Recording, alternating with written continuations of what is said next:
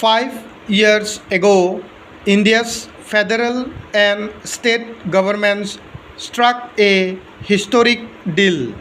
From July 1, 2017, a uniform tax on goods and services marketed by Prime Minister Narendra Modi as one nation, one tax, one market replaced a bewildering array of local sales and entry level levies.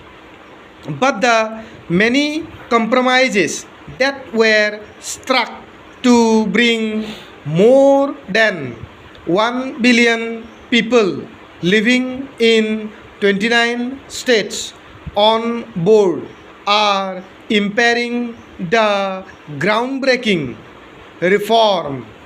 At first glance, nothing seems terribly out of place. After years of pulling in 1 trillion rupees a month or less, GST collections nowadays are consistently 50% higher.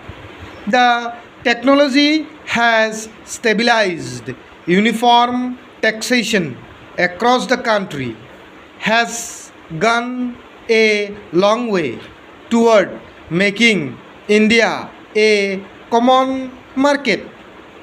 Logistics and e-commerce have benefited.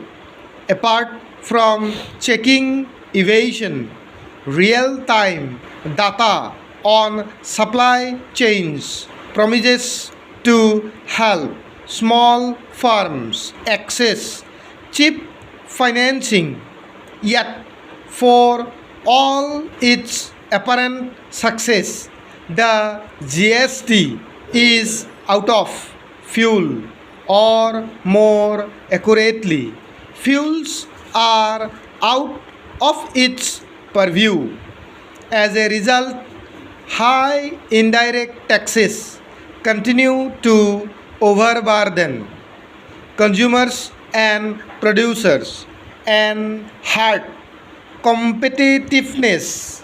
States' support will be required for fresh reform, but subnational governments controlled by opposition parties fear that New Delhi will shortchange them.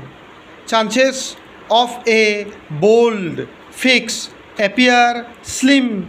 Instead of fresh thinking, what is coming out of the GST Council, a constitutionally established joint forum of federal and state authorities, is ad hoc incrementalism.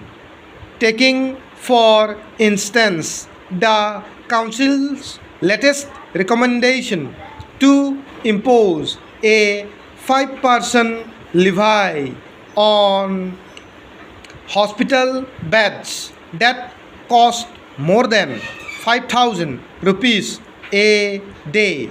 Hospitals cannot offset this tax against any GST they already pay on inputs going into treatments, which means they will have to pass on the extra burden to patients, including those with COVID 19, at a time when consumers are already squeezed by high inflation, making them pony up more for medical emergencies. Smacks of overreach.